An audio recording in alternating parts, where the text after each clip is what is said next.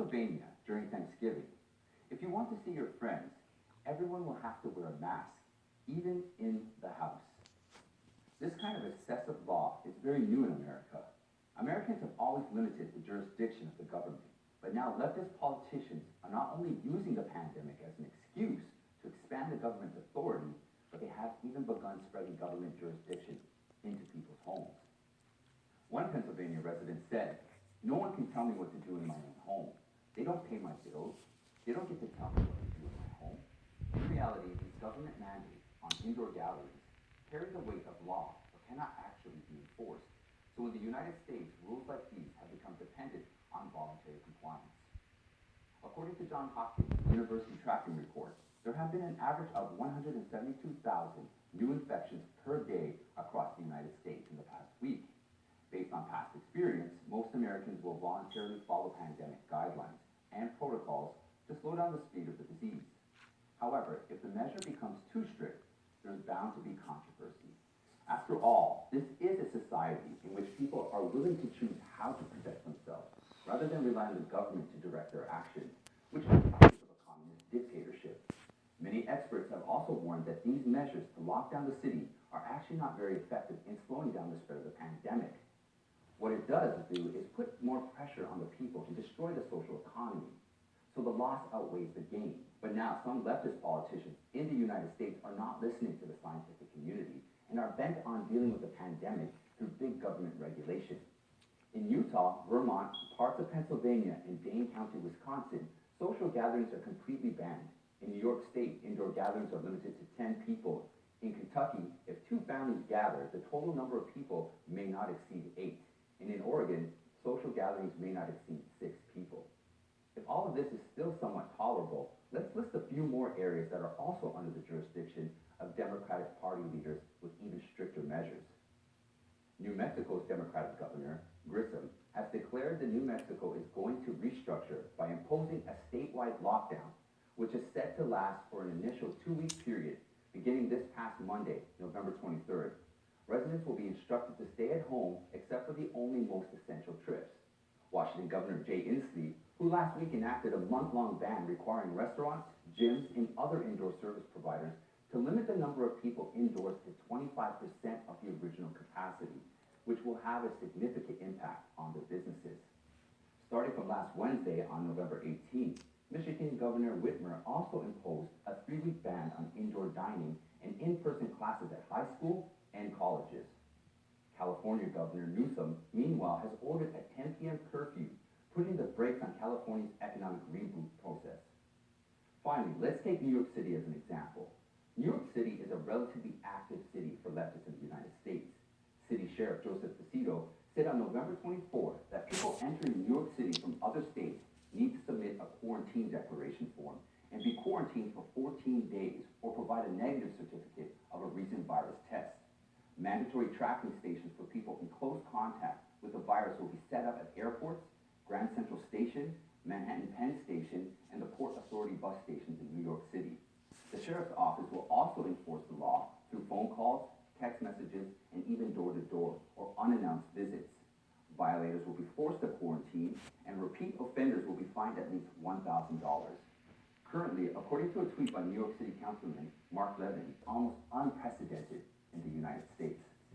As we said at the beginning of our program, for Americans who are accustomed to a free environment, these measures are very unfamiliar, but perhaps this is just the beginning, and from some points of view, more serious regulations have yet to be implemented. On October 25th, 2020, former Vatican Archbishop Carlo Maria Vigano shared an open letter to President Trump. He offered some insights into present circumstances in America. I highly recommend you read the first open letter. But today I want to discuss the Archbishop's second letter. In his second letter, Vigano told President Trump a global project called the Great Reset is underway, designed by a global elite who want to conquer all mankind by imposing coercive measures that radically restrict the freedom of individuals and the general population.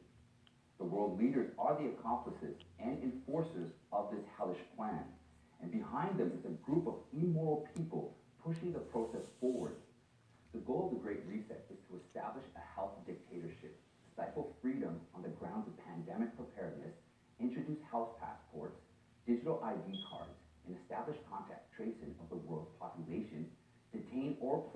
house arrest those who resist, and even confiscate property to establish a global tyranny. But at the beginning of the program, they will use promises of guaranteed universal income or personal debt cancellation as a bait to attract people. In some countries, such programs have been approved and funded. In other countries, they are still in the early stages of development. This is part of Logano's second open letter.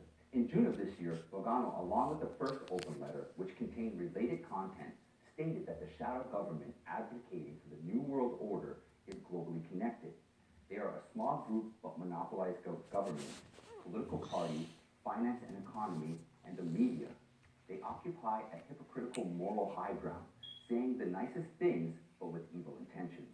They work with the bad people, with selfish people, or with people who are exploited out of fear.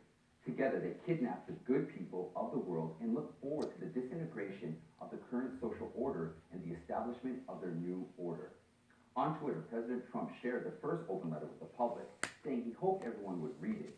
Now, I understand this could easily be labeled as a conspiracy theory by the left-leaning media, but as I've been sorting through the news lately, I've seen more and more public reference to restructuring, which I find a little strange, and I thought I would share that with you all. Whether or not you believe it is completely up to you. In the spring of 2015, at the World Conference on Disaster Risk Reduction held in Japan, the United Nations reached a consensus with many countries around the world that one of the key elements is the Build Back Better program. Since then, this plan has become the mantra of many politicians, large companies, and environmental protection organizations. Why do these companies and leaders use this sentence as their standard? It has encouraged people to wonder if there's some kind of connection between all of it, and whether this is all just another name for the Great Reset. From British Prime Minister Boris Johnson in Europe, to the Pakistani government in South Asia, and star politicians in two North American countries, the Build Back Better program is constantly mentioned. In a speech given by Canadian Prime Minister Trudeau, he states that, and I quote, "Building back better means getting support to the most vulnerable, while maintaining our momentum on reaching the 2030 agenda for sustainable development and the Sustainable Development Goals. Canada is here to listen and to help. This pandemic has provided an opportunity for a reset. This is our chance to accelerate our pre-pandemic efforts to reimagine economic systems that actually address global challenges like extreme poverty, inequality, and climate change." End quote. Trudeau's speech has been making its rounds around the internet, and there are two key phrases in it. One is Build Back Better for the BB program, and the other is Reset. The current Democratic presidential candidate, Biden, is running on the campaign slogan, Build Back Better, and his current so-called transitional government website is buildbackbetter.gov. In his first open letter to President Trump in June, Archbishop Carlo Maria Mangano also mentioned that the shadow government of the world would like to see a more transparent and accountable government in the future. Someone has been elected in the upcoming presidential election to express the goals of the shadow government. I wonder if that someone Logano is referring to is Biden. A whistleblower from Germany says that the Great Reset project is in fact the fourth industrial revolution, in which a handful of billionaires will destroy the existing liberal democratic rule of law, decide the fate of humanity, and realize global socialism and establish modern slavery. The article also mentions that Claus